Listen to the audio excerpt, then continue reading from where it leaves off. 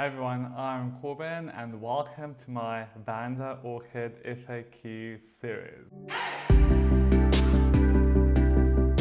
In this first episode, we are going to look at why your Vanda might not be producing flower spikes. So if you have a Vanda that's stubbornly not producing flower spikes, it could be one of the following issues or a combination of them.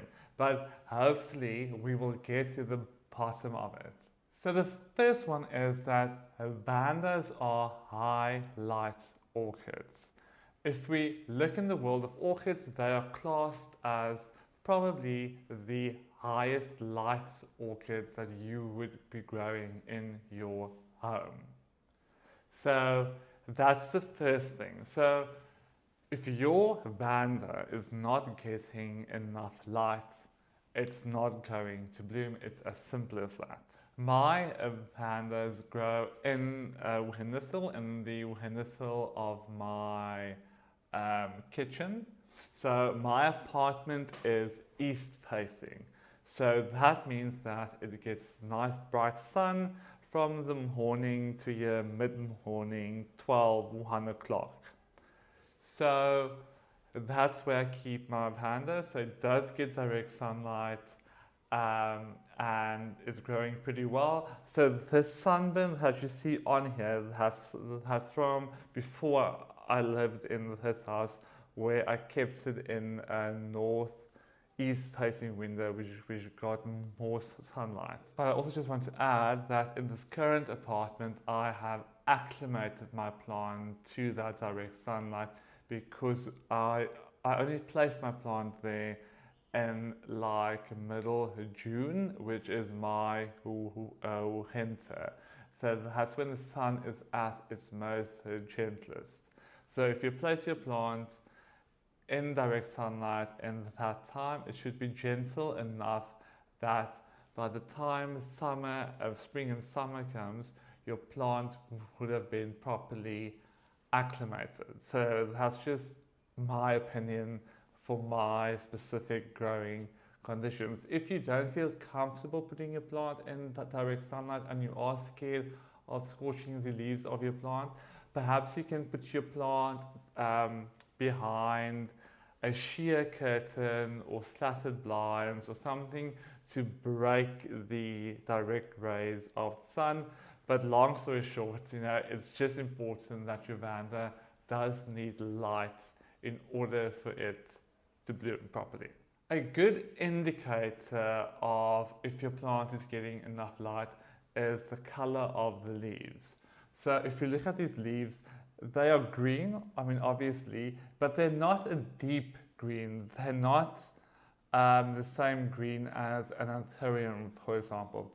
They're a nice, almost a palish green, and this is a good color on an orchid because you know that the plant is getting enough light. So Vandas are from the tropics, and in the natural environment they get pretty much 12 hours of daylight a day, so they really get lots of light with a long day length. Now, if you live in Europe where you have the shorter day lengths, even for me here in South Africa, the winter day lengths would be shorter, but not as dramatically, obviously, as a European winter. So you can augment the light that you give your plant with a grow light during that period. The second reason that your Vanda might not be producing flowers has to do with feeding. So Vandas, along with Thalia and Hopsis orchids, are known as high feeders. And they can really take up a lot of nutrition in the form of fertilizer. And as we all know, a flowering plant needs fertilizer to produce flowers. So if you want to fertilize your plant, you can use a balanced orchid fertilizer, and depending how you grow your plant, you can either spray the plant with the fertilizer, or you can dip your plant into a bucket.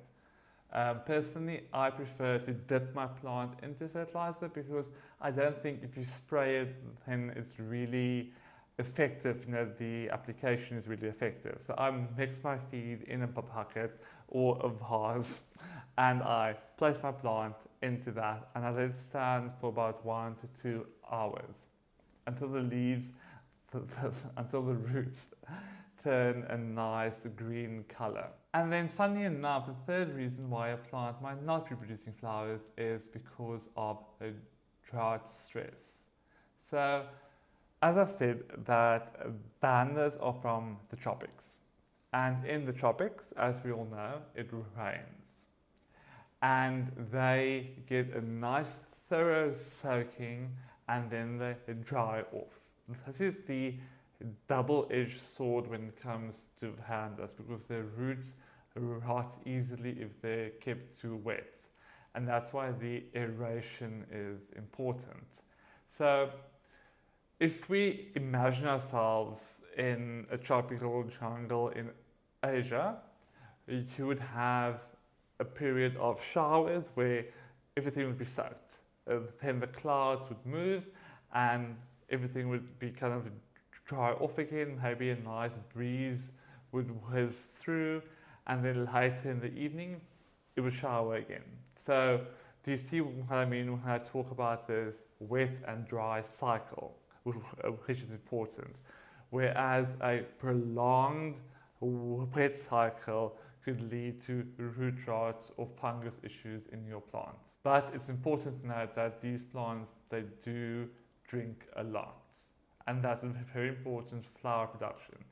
And if we look at the plant itself, this is a plant, it's monopodial, which means that it grows from a single stem. This plant does not have any way of storing any moisture. It doesn't have a pseudobulb like a cattleya or a cymbidium. So what that tells us is that where this plant comes from, all its water needs are met all the time. There's no dry season, there's no period of drought. The plant has all the moisture it needs, and that's important to consider when you are thinking of how you are going to look after your Vanda orchid. This is actually a beautiful plant. This is like a pink flower. I'll put a photo up on the screen. I know someone is going to say, but there's no flowers in this video. Well, this represents flowers. You know, this is what it's all about. And for good measure, I brought my little Vanda stylus, which is not a Vanda itself, but it is in the Vandaceae family. And I mean, these flowers are just beautiful. Now, this is another plant where the plant gets a lot of light. You can see some of these leaves have kind of a darker tinge to them, but the plant has 3 flowers from different parts of the plant, and this specific plant is almost free flowering. I am hard pressed to find, if I can remember a time when this plant is not in flower, like coming into flower or going out of flower. So this was actually a really good buy. So I hope that you've enjoyed this video and that it's taken you a few steps closer to getting your beautiful Vanda orchid into flower. If you like this video, please give it a thumbs up and please subscribe, because there are more videos coming out in this series about Vanda orchids, and I wouldn't want you to miss any of them. I will see you in the next video. Bye.